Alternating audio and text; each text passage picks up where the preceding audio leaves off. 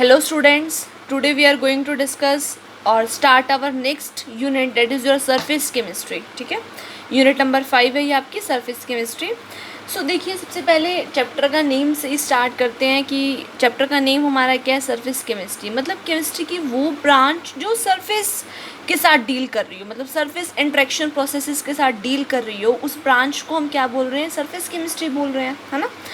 सो देखिए, the branch of the chemistry which deals with the phenomena occurring at the surface.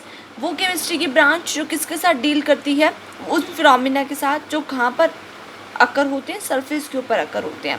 और the interface, interface मतलब that is at the boundary separating the two phases. Interface का मतलब जैसे देखिए कि मैंने क्या करा, ऑयल ले लिया, ऑयल के अंदर मैंने क्या करा, वाटर को डाल दिया. तो आपको पता ही है कि ऑयल और वाटर जो है एक लेयर बना लेते हैं, है ना.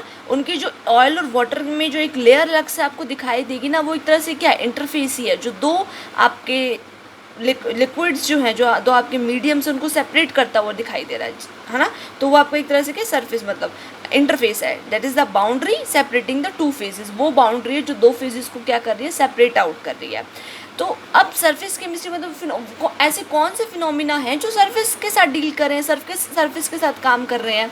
तो देखो, कौन से ऐसे फिनोमिना जो सरफेस के साथ काम कर रहे हो. तो फॉर एग्जांपल जो रेन हमारी ड्रॉप्स होती हैं, जैसे कि आपकी लीव्स के ऊपर रेन ड्रॉप्स अगर आती हैं, तो आपने क्या देखा होगा, जो ड्रॉप्स है ना, वो लीव की सरफेस के ऊपर राउंड फॉर्म में, सर्कल फॉर्म में, क्या स्फेरिकल शेप के अंदर क्या हो जाती हैं, पूरी तरह अरेंज्ड हो जाती है ना. लीव की ऊपर आपकी जो है, जैसे फॉर एग्जांपल ये आपकी मैंने लीव दिखा दी, तो आपको पता ही होगा कि ऐसे वाटर की जो ड्रॉप्स होते हैं, रेन की ड्रॉप्स होती हैं, वो ऐसे ऊपर आ जाती हैं सरफेस के ऊपर, है ना. तो ये किसका एग्जाम्पल है, सरफेस केमिस्ट्री का एग्जाम्पल है ना. और एग्जाम्पल क्या क्या हो सकते हैं हमारे सरफेस केमिस्ट्री के, जैसे देखिए आपकी मिस्टी विंडोज़ होगी. सिमिलर एग्जाम्पल है कि फॉग वगैरह जब होती है, तो हम कहते हैं ना कि धुंध सी जो होती है, उसकी वजह से जो ग्लासेस होती हैं उसकी सरफेस ऊपर की कवर हो जाती है, वाटर मॉलिक्यूल आ जाते हैं उसकी ग्लासेस के ऊपर, है ना. तो मिस्टी विंडोज़ हो गया. Okay, proteins on the biomaterials. अब बॉडी के अंदर भी एक तरह से सरफेस केमिस्ट्री की प्रोसेसेस ही हैं. हम समझ नहीं पाते हैं, देख नहीं पाते, लेकिन सरफेस केमिस्ट्री बहुत जगह एग्जिस्ट करती है. ठीक है, तो जो प्रोटीन्स मॉलिक्यूल होते हैं वो भी एक तरह से क्या होते हैं, किसी सरफेस के ऊपर जाके एड्जॉर्ब्ड होते हैं. ठीक है, अब एड्जॉर्ब का मीनिंग मैं आपको बताऊंगी. एब्जॉर्ब तो आपने सुना होगा, बट एड्जॉर्ब थोड़ा सा नया होगा आपके लिए, तो अभी मैं आपको क्लियर करती हूँ, उसके ऊपर हम आएंगे. वाटर फिल्टर्स होते हैं हमारे. वाटर फिल्टर्स के अंदर क्या होता है, जैसे कि एक्टिवेटेड कार्बन होता है. ठीक है, वाटर फिल्टर्स के अंदर क्या होता है, एक्टिवेटेड कार्बन होता है, जो कि क्या एड्जॉर्ब करता है, कॉन्टामिनेंट्स को अपने ऊपर क्या करता है, एड्जॉर्ब करता है. ठीक है, so lot of examples are there. अच्छा, सिंपल कॉमन से एग्जाम्पल अगर देना हो, जो पेंट्स होते हैं, अगर आप पेंट करवाते हैं अपने घरों में, तो क्या होगा, पेंट जो है वो वॉल है आपकी, सॉलिड है, तो वो पेंट जो है उस सॉलिड वॉल के ऊपर जाके क्या हो जाएगा, आपका सरफेस के ऊपर जाके इंट्रैक्ट कर जाएगा उस सॉलिड वॉल के सरफेस के ऊपर पेंट आपका. तो वहाँ पे भी आपकी ये सरफेस केमिस्ट्री है. तो ये हमने कुछ जर्नल से एग्जाम्पल की बात कर ली, सरफेस केमिस्ट्री कहाँ करती है, एग्जिस्ट करती है. But there are lot of example in the day to day life where the surface chemistry या सरफेस फिनोमिनाज एग्जिस्ट. ठीक है, सो अब उसके बाद देखिए, दो प्रोसेसेस होती हैं, एक होता है एब्जॉर्प्शन, एक होता है एडजॉर्प्शन. क्या बताई मैंने, दो प्रोसेसेस, एक एब्जॉर्प्शन होता है, एक एडजॉर्प्शन होता है. एब्जॉर्प्शन से तो आप सभी अवेयर है ना. एब्जॉर्प्शन का मतलब क्या होता है कि कोई भी चीज़ क्या हो जाए, आपकी बल्क में चली जाए, एब्जॉर्ब हो गए और बल्क में चली जाए, उसे आप क्या बोलते हैं, एब्जॉर्प्शन बोलते हैं. फॉर एग्जांपल क्या हुआ कि मैंने एक बिस्किट लिया, उसको मैंने टी के अंदर क्या करा, डिप करा. ठीक है, उसके अंदर डिप करने के बाद क्या होगा, आपका जो बिस्किट होगा उसमें जो आपकी लिक्विड होगा आपका, वो क्या हो जाएगा, सारा का सारा अंदर चला जाएगा उसके, है ना. तो मतलब वो अंदर तक चला गया, बल्क में चला गया, तो वो वहाँ पर क्या प्रोसेस होगी, एब्जॉर्प्शन प्रोसेस होगी, है ना. अब फॉर एग्जांपल आपने क्या करा, गुलाब जामुन लिया,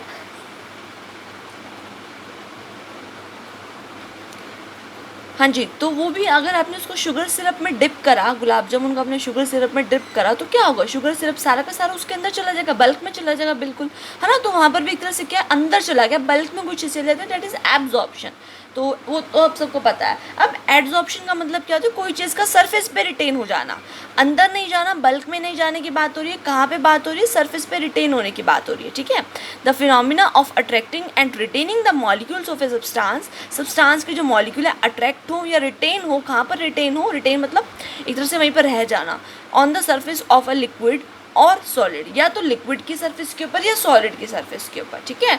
दोनों की बात करें, लिक्विड की या सॉलिड की, क्योंकि गैसेस की सरफेस की बात नहीं करते। आपको पता है गैसेस के पार्टिकल्स क्या होते हैं, डिफ्यूज्ड होते हैं, तो वहाँ पे कुछ जो है सरफेस एक तरह से एग्जिस्ट नहीं कर पाता है। Okay, so resulting into the higher concentration of the molecule on the surface, तो मॉलिक्यूल की कंसंट्रेशन कहाँ पे बढ़ रही है, सरफेस के ऊपर बढ़ रही है, तो इसे हम क्या बोलते हैं, एड्सॉर्प्शन प्रोसेस बोलते हैं। क्या बोलते हैं इसे हम, एड्सॉर्प्शन। क्लियर इतनी बात आपको। तो एब्जॉर्प्शन मतलब बल्क में चले जाना, और एड्सॉर्प्शन मतलब क्या, अट्रैक्ट और रिटेन होना मॉलिक्यूल्स का, सब्सटेंस के मॉलिक्यूल्स का, कहाँ पे रिटेन होना, on the surface of a liquid. Clear इतनी बात, ठीक है। चलिए आगे।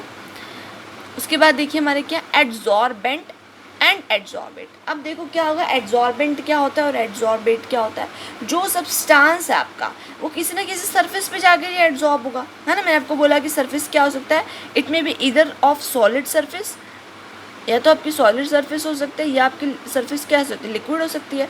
तो जिस भी सरफेस के ऊपर जाएगा, चाहे वो सॉलिड के ऊपर जाए चाहे वो लिक्विड के जाए, तो जिस सब्सटेंस के ऊपर जाके एड्सॉर्ब्ड होता है ना, उसको क्या बोलते हैं, एड्सॉर्बेंट। मतलब जो सॉलिड का सरफेस है या लिक्विड का सरफेस है जिसके ऊपर कोई पार्टिकल जाके एड्सॉर्ब हो रहा है, उस सरफेस को क्या बोलेंगे, एड्सॉर्बेंट। और जो पार्टिकल जा रहा है उसे बोलते हैं एड्सॉर्बेट, ठीक है। जो चीज़ जा रही है, एड्सॉर्ब होने जा रही है, उसे एड्सॉर्बेट बोलते हैं। और जिस चीज़ पे जाकर एड्सॉर्ब हो रही है, जिस सरफेस, यू कैन से, जिस सरफेस के ऊपर जाके एड्सॉर्ब हो रही है, उसे क्या बोलते हैं, एड्सॉर्बेंट बोलते हैं। क्लियर इतनी बात। तो सॉलिड लिक्विड के सरफेस को एड्सॉर्बेंट बोलोगे, और जो भी सब्सटेंस आपका क्या हो रहा है, एड्सॉर्ब हो रहा है, उस सब्सटेंस को आप क्या बोलेंगे, एड्सॉर्बेट बोलेंगे। क्या बोलेंगे, एड्सॉर्बेट। आई होप इतना क्लियर हो गया होगा आपको, है ना। चले आगे, देखिए आगे। So the substances on the surface of which adsorption takes place is known as adsorbent, ठीक है। एंड द सब्सटेंसेस और the molecular species which adsorb, जो एड्सॉर्ब होती हैं on the surface of adsorbent, उसे क्या बोलते हैं, एड्सॉर्बेट बोलते हैं। क्लियर इतनी बात। उसके बाद देखो, greater the surface area of the adsorbent greater is adsorption, है ना। क्लियर है ये बात। तो जितना सरफेस एरिया ज़्यादा मिलेगा एड्सॉर्ब करने के लिए, उतना एड्सॉर्प्शन भी क्या होगा, ज़्यादा होगा। मतलब सरफेस आपका क्या होना चाहिए, ज़्यादा सरफेस एरिया मतलब ज़्यादा होगा तो एड्सॉर्प्शन ज़्यादा होगा, उतने ज़्यादा से ज़्यादा मॉलिक्यूल क्या होंगे, एक पर्टिकुलर सब्सटेंस के जाके एड्सॉर्ब हो सकते हैं। ये सुनो, है ना। अब कुछ एग्जाम्पल बता रहा है आपके क्या क्या एड्सॉर्बेंट हो सकते हैं, मतलब किस किस, कौन कौन से ऐसे सब्सटेंसेस हुए जो एड्सॉर्बेंट होते हैं, एक्सीलेंट या गुड या बेटर एड्सॉर्बेंट होते हैं। तो देखो, finally divided metals. Finally divided metals का मतलब क्या है कि स्मॉल स्मॉल पीसेस के अंदर ब्रेक डाउन होना। क्योंकि अब देखो, एक मेटल हमारी प्योर पूरी उसका पीस है, पूरा बड़ा सा मेरे पास लार्ज पीस है, और एक मैंने उसको छोटे छोटे पीसेस में डिवाइड कर दिया। तो छोटे छोटे पीसेस में डिवाइड करने का क्या मतलब है कि उससे जो आपका क्या होगा, सरफेस एरिया ज़्यादा हो जाएगा। सरफेस एरिया भी आपको बड़ा ज़्यादा होगा तो एड्सॉर्प्शन भी क्या होगा, फास्ट होगा। सो फाइनली डिवाइडेड मेटल्स और the substances having the porous structure, ठीक है, आर एग्जाम्पल चारकोल, ठीक है, silica gel, alumina gel, these are the excellent adsorbents. These are the excellent adsorbents, ये याद रखना है आपको, ठीक है। चारकोल हो गया। एक्टिवेटेड चारकोल तो सबने सुना होगा, ब्लैक डार्क कलर का पाउडर होता है हमारा, कार्बन एक तरह से, ठीक है। और सिलिका जेल और alumina gel, okay, these are the excellent adsorbents. चले आगे। नाउ अब कुछ एग्जाम्पल्स देख लो, उससे पहले ऊपर वाली डेफिनेशंस पे आने से पहले देखो एक बार आपको। Examples of the adsorption, the gases like H2O2 CO Cl2, आपकी क्या होगी, अमोनिया होगी, SO2 होगी, these that adsorbed on the surface of charcoal. ये गैसेस क्या होती हैं, चारकोल की सरफेस के ऊपर क्या होती है, एड्सॉर्ब्ड हो जाती हैं, ठीक है। चारकोल अभी मैंने आपको बताया क्या होता है, बेटर एड्सॉर्बेंट होता है। अगर कोई भी गैसेस इसके ऊपर जाके अटैक करेंगी ना, तो चारकोल अपनी सरफेस के ऊपर इन गैसेस को अट्रैक्ट करवाता है और रिटेन करवा लेता है। तो ये गैसेस जो होती है वो एड्सॉर्ब हो जाती है, ठीक है। When the charcoal powder is added into the solution of the dye, अगर मैंने क्या करा, एक डाई ले लिया, कलरफुल डाई ले ली, सपोज एग्जांपल डाई डाई कौन सी ली है मैंने यहाँ पे, मिथाइलिन ब्लू। कौन सी डाई ली है मैंने, मिथाइलिन ब्लू। तो आपका जो सोल्यूशन है वो कलरलेस हो जाएगा, बिकॉज जो उसमें से कलर्ड पार्ट था ना वो कहाँ पे जाके एब्जॉर्ब हो गया, चारकोल के ऊपर जाके एब्जॉर्ब हो गया। मैंने आपकी डाई ले ली, डाई कौन सी ली आपकी मैंने, मिथाइलिन ब्लू डाई ले ली है। तो उसमें जो ब्लू कलर है डाई का वो जो होगा, ब्लू पिगमेंट जो होगा वो कहाँ पे जाके एब्जॉर्ब हो जाएगा, चारकोल की सरफेस के ऊपर, और जो रिमेनिंग सोल्यूशन होगा वो कैसा हो जाएगा, कलरलेस हो जाएगा। ठीक है। तो जब शुगर का क्रिस्टलाइजेशन होता है तो शुगर इनिशियली क्या होती है, येलोइश सी कलर की होती है। तो वहाँ पर भी क्या किया जाता है, आपका यही एड्जॉर्प्शन प्रोसेस ही करवाया जाता है, मतलब सरफेस की केमिस्ट्री की ही एग्जिस्टेंस है वहाँ पे भी। तो क्या होता है, बंदा aqua solution of the raw sugar which has the yellowish brown colour. Initially उसका कौन सा कलर है, येलोइश ब्राउन कलर है। जब उसको हमने शेक किया, किसके साथ शेक किया, एनिमल चारकोल के साथ, और उसको फिल्टर करा तो क्या हुआ, जो येलो कलर था वो कहाँ चला गया, चारकोल की सरफेस के ऊपर जाके एब्जॉर्ब हो गया, और रिमेनिंग वाइट कलर आपको शुगर मिल गया। ठीक है। अब उसके बाद देखो, इफ द सिलिका जेल, अभी मैंने आपको बताया सिलिका जेल होगी, एल्यूमिना जेल होगी, these are the better absorbent, है ना। तो if the silica gel is placed in a closed vessel containing the moist air, अगर सिलिका जेल को आपने कहा रखा एक क्लोज्ड वेसल में रखा जो क्या कंटेन करी है, मॉइस्ट मतलब जिसमें मॉइस्चर मतलब water vapours are there, water molecules are there, है ना। तो सिलिका जेल के ऊपर सारे के सारे वाटर मॉलिक्यूल जाके क्या हो जाएंगे, एड्जॉर्ब्ड हो जाएंगे, और जो एयर होगी आपकी वो क्या हो जाएगी, ड्राई हो जाएगी after the some time, because all the water molecules get adsorbed on the surface of the silica gel. Is it okay, clear. ठीक है। हाँ जी। उसके बाद देखते हैं एड्जॉर्प्शन का एक मैकेनिज़्म देखते हैं कि एड्जॉर्प्शन एक्चुअली में होता कैसे है। ठीक है। क्या इसके पीछे क्राइटेरिया है या मैकेनिज़्म है एड्जॉर्प्शन का, लेट अस सी। तो देखिए, ये आपको एक बीकर दिखाई दे रहा है ना, ये आपको एक बीकर दिखाई दे रहा है। ठीक है।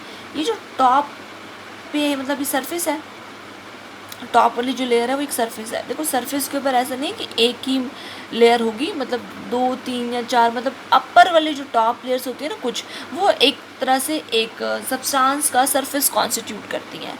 जो टॉप लेयर्स होती हैं किसी भी सब्सटेंस के, सॉलिड के लगा लो चाहे लिक्विड के लगा लो, जो अपर कुछ टॉप में टॉप मोस्ट लेयर्स होती हैं वो क्या कॉन्स्टिट्यूट करती हैं, सरफेस बनाती हैं। तो ये जो अपर पे हमारी जो ये लेयर दिखाई दे रही है आपको टॉप पे, इसके पे कुछ मॉलिक्यूल्स होंगे, बल्क में भी कुछ मॉलिक्यूल्स होंगे, है ना। मॉलिक्यूल्स हर जगह होंगे, लिक्विड लिया मैंने इसके अंदर तो मॉलिक्यूल्स हर जगह रहने वाले हैं, है ना। तो देखो क्या होता है, जो मॉलिक्यूल हमारा सेंटर में होता है, मतलब विद इन आपका लिक्विड होता है, जो मॉलिक्यूल जो सेंटर में होता है, ये फोर्सेस एग्जिस्ट तो करते हैं, मॉलिक्यूल आपस में क्या करते हैं, फोर्सेस एग्जिस्ट करते हैं, यस और नो। तो देखो ये वाला जो हमारा मॉलिक्यूल है इसके ऊपर force left right top bottom everywhere से फोर्स लग रही है। तो लेफ़्ट वाली फोर्स राइट वाली फोर्स, जो लेफ़्ट राइट वाली फोर्स है एक दूसरे को बैलेंस कर रही हैं, टॉप बॉटम वाली फोर्स एक दूसरे को बैलेंस कर रही हैं। एक ये वाली फोर्स लगा लो, एक ये वाली फोर्स लगा लो, ये दोनों एक दूसरे को बैलेंस कर रही हैं। ऐसे यहाँ से लगा लो, ये दोनों एक दूसरे को बैलेंस कर रही हैं। तो नेट फोर्स जो है, रिजल्टेंट फोर्स जो है वो ज़ीरो है ना। रिजल्टेंट फोर्स ज़ीरो, बिकॉज इस मॉलिक्यूल को अट्रैक्ट करने के लिए साइड से भी पार्टिकल्स मिल रहे हैं, हर जगह से मिल रहे हैं, इसको टॉप से मिल रहे हैं, बॉटम से भी मिल रहे हैं, लेफ्ट से भी मिल रहे हैं, राइट से भी मिल रहे हैं। सो द नेट फोर्स और the resultant force acting on this molecule is zero.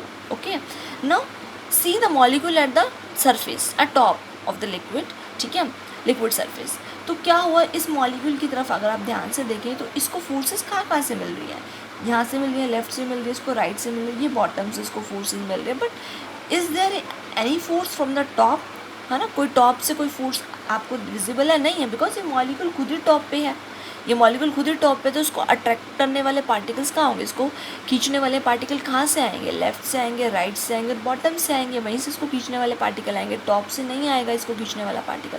तो यहाँ पर जो फोर्सेज है ये फोर्सेज कैसी होगी आपकी, अनबैलेंस्ड फोर्सेज। जो सरफेस के ऊपर फोर्सेज होगी वो कैसी होगी, अनबैलेंस्ड। बट ये जो सेंटर वाला मॉलिक्यूल था, जो बल्क वाला मॉलिक्यूल था, इसके ऊपर फोर्सेज कैसी लग रही थी, बैलेंस लग रही थी, लेफ्ट से लग रही थी, राइट से लग रही थी, टॉप से बॉटम से हर जगह से फोर्स लग रही थी, तो वो एक दूसरे को कैंसिल आउट कर रही थी, तो रिजल्टेंट फोर्स जीरो था। तो इसलिए वहाँ पर ये फोर्सेस कौन सी थे, बैलेंस्ड फोर्सेस। लेकिन यहाँ पर फोर्सेस कौन सी है, अनबैलेंस्ड फोर्सेस। कौन सी है, अनबैलेंस्ड फोर्सेस। और हर कोई ये चाहेगा कि मैं बैलेंस हो जाऊँ, हर कोई यही चाहेगा ना कि मैं क्या हो जाऊँ, बैलेंस्ड हो जाऊँ।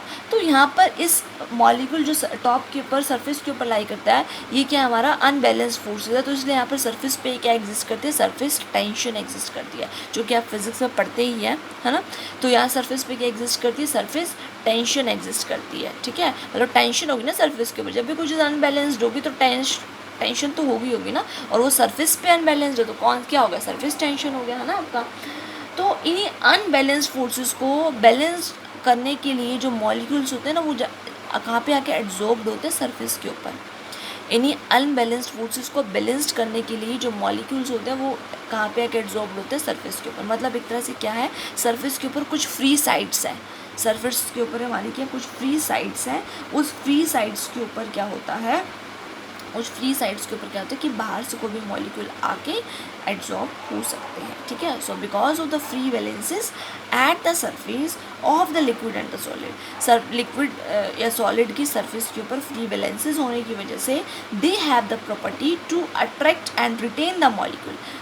देखो मैंने यहाँ लिखा हुआ है, I have noted down here, because of the free valences at the surface of the liquids or the solid, they have the property to attract and retain the molecule of the gas के molecule को या कोई भी dissolve substance के molecule को कहाँ पे exist कर सकते हैं, सरफेस के ऊपर एग्जिस्ट कर सकते हैं, ठीक है, on to their surface when they come in contact to the surface. मतलब जो अभी वो सरफेस के कॉन्टैक्ट में आएंगे तो ऐसे एड्जॉर्ब करवा सकते हैं। तो ये आपका एड्जॉर्प्शन का क्या होता है, एक तरह से मैकेनिज्म होता है कि क्यों सरफेस के ऊपर एड्जॉर्प्शन हो रहा है। आई होप इतनी बात क्लियर हो गई होगी, है ना।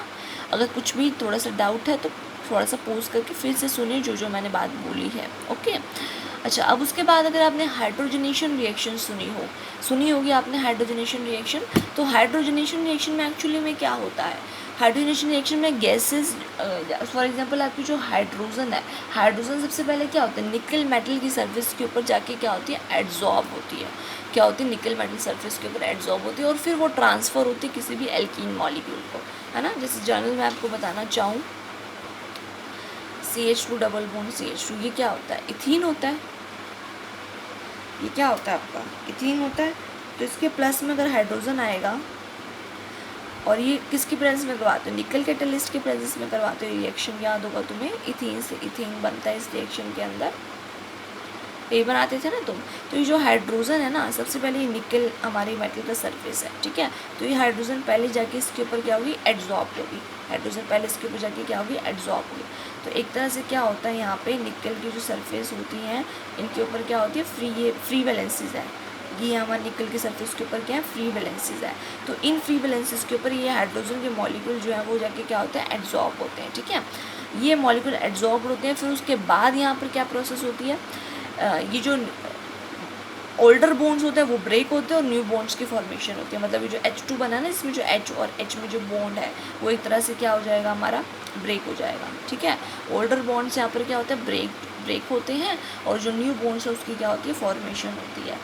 उसके बाद ये जो आपका हाइड्रोजन है वो ट्रांसफ़र किसको होता है, इथीन को ट्रांसफ़र होता है, और क्या बनता है, इथीन बनता है। तो पहले प्रोसेस में क्या बताना चाह रही हूँ आपको यहाँ पे कि एड्जॉर्प्शन होना हाइड्रोजन का on the surface of the nickel metal which is a transition metal, D block element, है ना, ओके।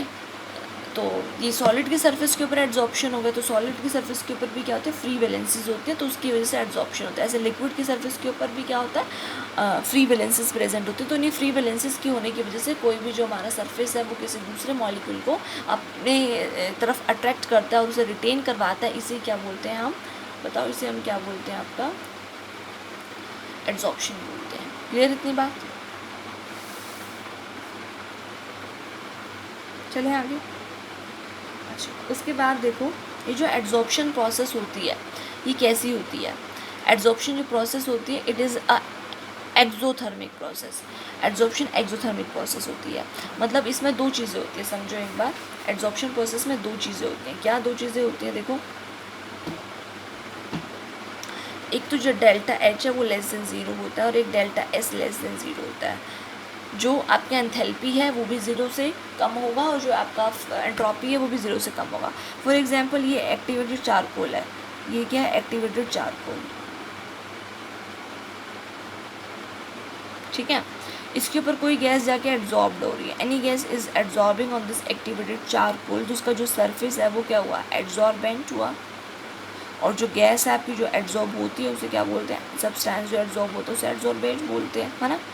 तो देखो क्या होगा, पहले गैस के मॉलिक्यूल फ्रीली मूव कर पाते थे, इनके बीच में बिल्कुल स्पेस था, रेंडमनेस थी प्रॉपर, है ना। तो एंट्रोपी की क्या होगी, ज़्यादा, एंट्रोपी डेल्टा एस क्या होगी, ग्रेटर देन जीरो होगी, है ना। क्योंकि अभी कहीं पे जाके एब्जॉर्ब नहीं हो रहे हैं, ये फ्रीली मूव कर रहे हैं here and there, they are freely moving.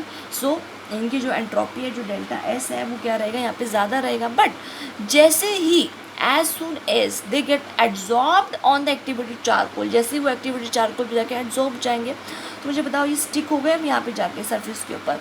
तो अब इनकी रेंडमनेस क्या होगी, कम हो गई है। इनकी रेंडमनेस जो पहले फास्टली मूव कर पा रहे थे, कोई सरफेस इनके कांटेक्ट में नहीं था, लेकिन जैसे इनको एक्टिवेटेड चारकोल मिला, एब्जॉर्ब होगी जाके, तो इनकी रेंडमनेस वहाँ पर जाने से क्या होगी, कम हो गई। रेंडमनेस कम होगी तो ऑब्वियस है डेल्टा जो एस होगा वो क्या होगा, लेस देन जीरो।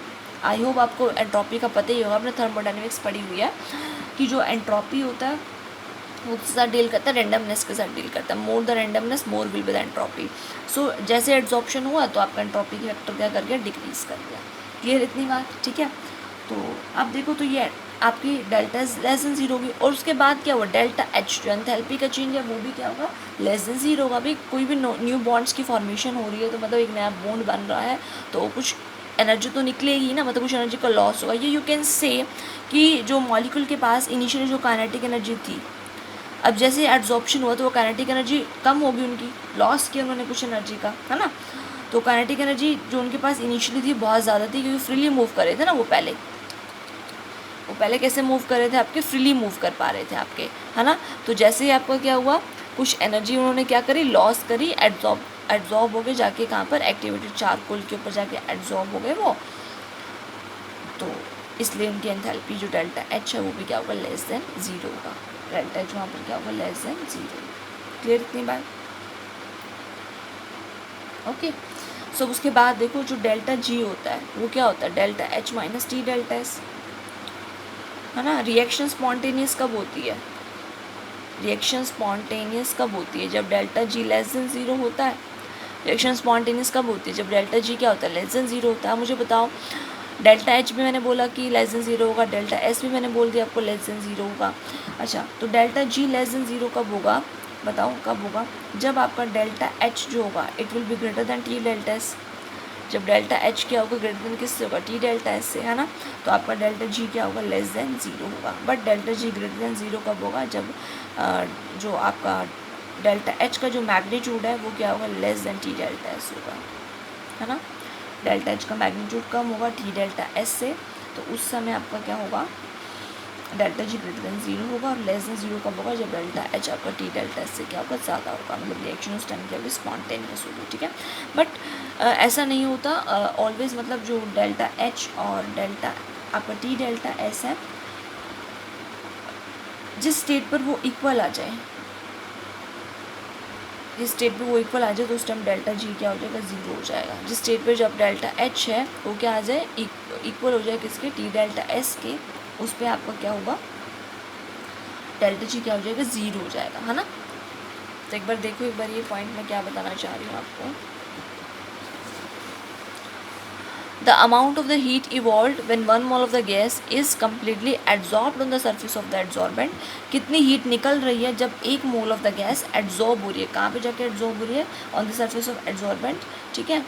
अब वो क्यों एड्जॉर्ब हो रही है आपको पता ही है, एड्जॉर्प्शन प्रोसेस बता दी हमने, क्योंकि free because of the decrease in the surface energy. Surface energy में डिक्रीज हो रहा है ना, सरफेस एनर्जी में क्या हो रहा है, डिक्रीज हो गया, एड्जॉर्प्शन हो गया भाई। अब वहाँ पे पैकिंग हुई तो सरफेस की जो एनर्जी है वो तो कम होगी ना, तो डेल्टा एच यहाँ पर क्या होगा, नेगेटिव होगा। और दूसरा मैंने आपको वैसे बताई दी, जो काइनेटिक एनर्जी है वो मॉलिक्यूल्स की, गैसेस की कमी हो रही है, एक तरह से लॉस हो रहा है काइनेटिक एनर्जी का, एड्जॉर्प्शन हो से, तो डेल्टा एच वहाँ से भी देख सकते हो नेगेटिव ही होगा ना। For the adsorption to occur, adsorption होने के लिए डेल्टा जी नेगेटिव होना चाहिए, बिकॉज रिएक्शन क्या होगी, स्पॉन्टेनियस होगी, है ना। और दूसरी बात आपको मैंने बताई कि एंट्रोपी भी डिक्रीज करती है ना। तो डेल्टा जी कब नेगेटिव होगा, डेल्टा जी आपका कब नेगेटिव होगा, जब डेल्टा एच का मैग्नीट्यूड टी डेल्टा एस से ज़्यादा होगा। और डेल्टा जी पॉजिटिव कब होगा, जब टी डेल्टा एस का मैग्नीट्यूड डेल्टा एच से ज़्यादा होगा, वही बात है। But in beginning the delta H goes on decreasing, starting में क्या होता है, डेल्टा एच क्या होता है, डिक्रीज होता रहता है, and the T delta S keeps on increasing, T delta S increase करता जाएगा। बिकॉज देखो ये T delta S keeps on increasing क्यों लिखा हुआ है, क्योंकि डेल्टा एस क्या लेस देन जीरो है, मतलब नेगेटिव, है ना, क्योंकि डेल्टा एस भी डिक्रीज करता है ना, एंट्रोपी भी डिक्रीज करती है। तो delta S less than zero मतलब नेगेटिव, नेगेटिव नेगेटिव मतलब क्या हो जाएगा, पॉजिटिव। तो टी डेल्टा एस फैक्टर बढ़ता जाएगा और ये वाला फैक्टर डेल्टा एच वाला फैक्टर कम होता जाएगा इनिशियली। बट जब आपका क्या हो जाएगा, delta H T delta S एक स्टेज ऐसी भी आएगी जब delta H T delta S के क्या हो जाएगा, इक्वल हो जाएगा। तो उस टाइम में डेल्टा जी जीरो हो जाएगा और इस स्टेट को क्या बोलते हैं, एड्सॉर्प्शन इक्विलिब्रियम बोलते हैं। इस स्टेट को क्या बोलते हैं, एड्सॉर्प्शन इक्विलिब्रियम बोलते हैं। ठीक है, क्लियर इतनी बात। तो ये था मैकेनिज्म ऑफ एड्सॉर्प्शन का। और इतनी बात याद रखनी है, एड्सॉर्प्शन कौन सी प्रोसेस होती है, एक्सोथर्मिक प्रोसेस होती है। डेल्टा एच भी लेस देन जीरो होता है और डेल्टा एस भी यहाँ पर क्या होता है, लेस देन जीरो रहता है यहाँ पे। ठीक है, चलें आगे। उसके बाद देखिए, अब हमने एड्सॉर्प्शन तो पढ़ लिया, उसके बाद देखो डिसॉर्प्शन हमारा क्या होता है। Desorption, reverse of adsorption is known as a desorption. Adsorption का जो उल्टा होता है उसे क्या बोलेंगे, डिसऑर्प्शन। ठीक है, it is a process of the removal of the adsorbent. Adsorbent का क्या हो जाए, रिमूवल हो जाना from the surface of the adsorbent. Adsorbent की अगर सर्फेस से आपका एड्सॉर्बेंट ही बाहर निकल गया, देखो पहले एड्सॉर्बेंट में जाके एड्सॉर्ब हुआ, अगर अपोजिट प्रोसेस हो जाएगी, एड्सॉर्बेंट रिमूव हो जाए एड्सॉर्बेंट से, है ना, तो उस प्रोसेस को क्या बोलते हैं, डी मतलब रिमूवल। ठीक है, रिमूवल हो जाना। तो देखो it takes place upon the heating, ये कब होगा, आपको हीट करने पे होगा, और एट द लो प्रेशर पे होगा। For example upon heating the gases escape out from the charcoal surface. अभी मैंने आपको बताया कि गैसेस का जनरली क्या हो जाता है, एड्सॉर्प्शन हो जाता है कहाँ पे, चारकोल की सरफेस के ऊपर। तो अगर आप उसका डिसऑर्प्शन अगर करेंगे, हीट करवाएंगे, तो जो गैसेज आपकी क्या हुई थी, एड्सॉर्ब हुई थी, वो गैसेज एस्केप आउट हो जाएंगी फ्रॉम द चारकोल सरफेस। ठीक है, इतनी बात। उसके बाद देखो ऑक्लूजन क्या होता है। Occlusion is the adsorption of the hydrogen gas on the surface of the metal. आपको मैंने बताया था कि हाइड्रोजन गैस निकल मेटल की सरफेस के ऊपर जाके एड्सॉर्ब होती है। हाइड्रोजन गैस क्या होती है, निकल मेटल की सरफेस के ऊपर जाके एड्सॉर्ब होती है। अभी मैंने आपको ये चीज़ बताई है, देखो ये हाइड्रोजन गैस थी, वो निकल मेटल का सरफेस था, उसके ऊपर जाके हाइड्रोजन गैस एड्सॉर्ब हुई है ना, तो इस प्रोसेस को क्या बोलते हैं, ऑक्लूजन बोलते हैं। क्या बोलते हैं उसको, ऑक्लूजन बोलते हैं। ठीक है, अच्छा एक जॉर्प्शन प्रोसेस और होती है, जॉर्प्शन प्रोसेस। जॉर्प्शन मतलब क्या होता है, जिसमें एड्सॉर्प्शन भी होता है और एब्जॉर्प्शन भी होता है। ठीक है, sorption is a process where there is adsorption as well as absorption, उसे क्या बोलते हैं हम, जॉर्प्शन प्रोसेस बोलते हैं। क्या बोलते हैं उसे, आपकी जॉर्प्शन प्रोसेस बोलते हैं। ठीक है, तो देखते हैं हम।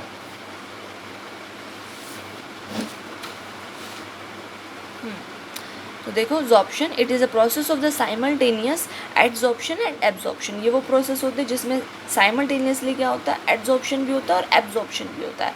For example dyeing of fabric को अगर डाई करोगे, सब फॉर एग्जांपल आप किसी दुपट्टा को कलर करवाने के लिए लेके गए हो, तो आपको पता है कि कलर जो है वो ऊपर भी जाता है और अंदर भी जाता है, उसमें एब्जॉर्प्शन भी होता है, एड्सॉर्प्शन भी होता है। जो डाई है वो तो क्या हो जाएगी हमारी, एड्सॉर्ब और एब्जॉर्ब, डाई का जो सोल्यूशन होगा आपका दोनों होगा वहाँ पे। ठीक है, so it is a process of the simultaneous adsorption and absorption.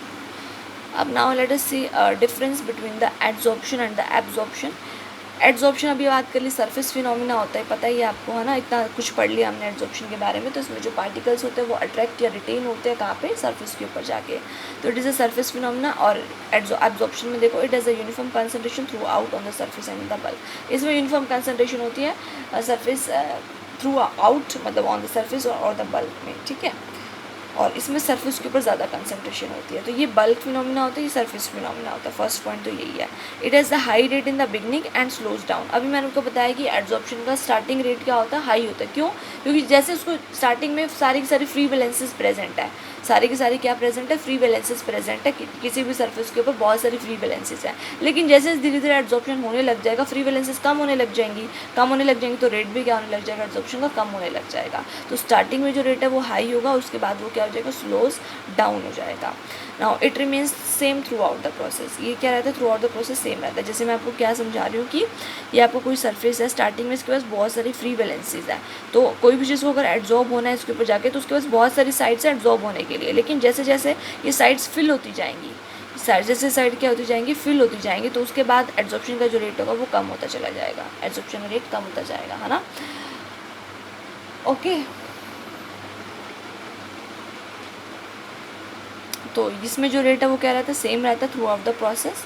Now the water, इसमें एग्जांपल देख लो, the water molecule adsorb in the silica gel. वो सिलिका जेल क्या करता है, अपने ऊपर वाटर मॉलिक्यूल को एड्जॉर्ब करवाता है, and the water molecule absorbed with the anhydrous calcium chloride. और एनहाइड्रस कैल्शियम क्लोराइड लोगे तो वाटर मॉलिक्यूल वहाँ पे जाके एब्जॉर्ब होंगे, ये सिर्फ सरफेस पे रहेंगे सिलिका जेल के, ये एब्जॉर्ब होंगे, ठीक है, मतलब बल्ब में भी जाएंगे। Ammonia molecule adsorb on charcoal, ammonia gas है ना, तो वो चारकोल पे जाके क्या हो जाएगी, एड्जॉर्ब हो जाएगी। And the ammonia molecule absorb by water, आपको पता है ये अमोनिया और वाटर में रिएक्शन होती है, NH3 प्लस वाटर क्या बनाता है, NH4OH, अमोनियम हाइड्रोक्साइड बनाता है। तो अमोनिया मॉलिक्यूल वाटर से एब्जॉर्ब होते हैं, लेकिन चारकोल के ऊपर वो जाके अमोनिया गैस क्या हो जाती है, एड्जॉर्ब हो जाती है, ठीक है। तो ये डिफरेंस था किसके बीच में था, एड्जॉर्प्शन के बीच में और एब्जॉर्प्शन के बीच में। आई होप इतना जितना हमने करा उतना क्लियर हो गया होगा आपको, है ना। एक छोटी सी चीज़ हम और फटाफट देख लेते हैं। देखो उसके बाद क्या है, ये हमारा क्या है आपका मेसोपोरस सिलिका, ये क्या है आपका मेसोपोरस सिलिका। अभी मैंने आपको बताया ये क्या होता है, एक्सीलेंट एड्जॉर्बेंट होता है सिलिका आपका। तो इसके ऊपर क्या OH नेगेटिव आयंस इसकी कुछ प्रेजेंट है सरफेस के ऊपर, और ये कुछ यहाँ पे क्या है, ये वैकेंट साइड्स हैं, ये क्या है, वैकेंट साइड्स हैं, ओके। तो इस अगर मैं क्या करूँ, लेड आयन डालूँ, क्या करें, मैंने कोई सोल्यूशन जिसमें लेड आयन है, तो लेड आयन जैसे इसके अंदर डाला तो ये जो फ्री वैलेंसीज है, जो फ्री साइड्स है, वहाँ पे जाके लेड आयन क्या हो जाएंगे, एड्जॉर्ब हो जाएंगे। इन फ्री वैलेंसीज या फ्री साइड्स के ऊपर लेड आयन जाके क्या हो जाएंगे, एड्जॉर्ब हो जाएंगे, ठीक है। तो पहली प्रोसेस कौन सी होगी, एड्जॉर्प्शन। मतलब अगर आपको क्या करना है, कहीं किसी वाटर के अंदर या कहीं पर भी आपके लेड आयन है, उसका आप रिमूवल करवाना चाहते हो, तो पहले यहाँ पर क्या हुआ, मेसोपोरस सिलिका लिया, उसके ऊपर सारे के सारे लेड आयन जाके क्या हो गए, एड्जॉर्ब हो गए, ठीक है। जो भी वाटर के अंदर प्रेजेंट थे वो कहाँ पे चले गए, मेसोपोरस सिलिका के ऊपर चले गए, सारे के सारे लेड आयन वहाँ जाके एड्जॉर्ब हो गए। उसके बाद बाय केमिकल रिएक्शन या केमिकल प्रोसेसेस, जैसे केमिकल रिएक्शन केमिकल प्रोसेसेस से आप क्या कर सकते हो, इस लेड आयन की रिप्लेसमेंट करवा सकते हो, ठीक है, बाय एनी अदर आयन। इस लेड आयन की रिप्लेसमेंट करवा दो बाय एनी अदर आयन, तो आपका लेड आयन इससे क्या निकल जाएगा, बाहर निकल जाएगा। तो एक बार पहले एड्जॉर्प्शन हुआ, फिर डिसॉर्प्शन हुआ, है ना। पहले एड्जॉर्ब हुआ ये लेड, फिर उसके बाद क्या हुआ, डिसॉर्ब हुआ, इसकी सरफेस से क्या हुआ, बाहर निकला, और जो आपने केमिकल प्रोसेस से कोई और आयन की एडिशन करवाई थी वो जाके इसमें एड्जॉर्ब हुआ, ठीक है। तो ये एग्जाम्पल हो गया आपका एड्जॉर्प्शन और एब्जॉर्प्शन का एग्जाम्पल हो गया, ठीक है। समझ आ गया आपको इतना। तो ये आज का थोड़ा सा इंट्रो था, बेसिक था, आई होप सो क्लियर हो गया होगा। कुछ नहीं क्लियर हुआ तो you can watch the video again and pause, you can also pause the video and see it again, okay. इसके आगे का टॉपिक हम नेक्स्ट क्लास में नेक्स्ट वीडियो में डिस्कस करने वाले हैं। तब तक आप ये वीडियो अच्छे से देखिए, प्रिपेयर योर नोट्स, ठीक है। If you like this so please like it, share it, and if you did not subscribe the channel yet so please subscribe it so that you will get the notification by yourself whenever a new video is uploaded, ठीक है। Okay, thank you all.